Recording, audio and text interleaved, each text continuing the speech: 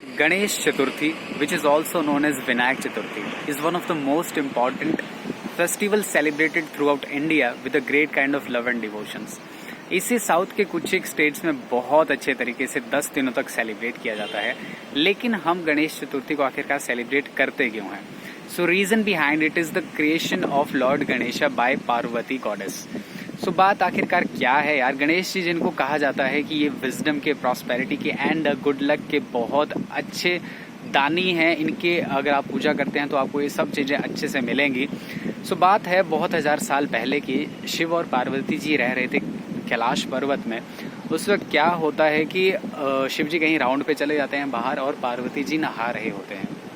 सो पार्वती जब नहा रहे होते हैं तो उनकी बॉडी से मैल निकलती है, तो उससे वो एक स्ट्रक्चर तैयार करते हैं. जो स्ट्रक्चर तैयार करते हैं उसके अंदर में वो जान भी डाल देते हैं. सो वो जो स्ट्रक्चर जब बन जाता है फाइनली, तो उसमें जान भी आ जाती है, तो वो बनता है लॉर्ड गणेशा. सो पार्वती जी जब नहा रहे होते हैं तो वो कहते हैं लॉर्ड गणेशा जी से कि आप बाहर जाइए और ध्यान रखिए कि कोई अंदर ना आए, मैं नहा रही हूँ. तो उस बीच क्या हो जाता है कि शिव जी वापिस आ जाते हैं. एंड शिव जी जब वापस आते हैं तो वो कहते हैं कि मुझे अंदर जाना है.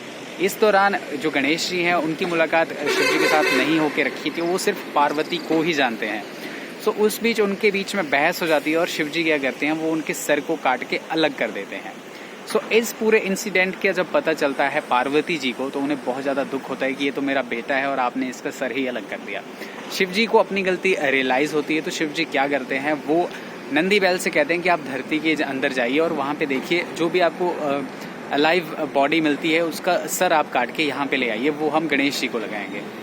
नंदी बैल जाके लाते हैं एक हाथी के सर को, वो लगाया जाता है हमारे गणेश जी को, और उसके बाद से ही उनका स्ट्रक्चर वैसा बनता है.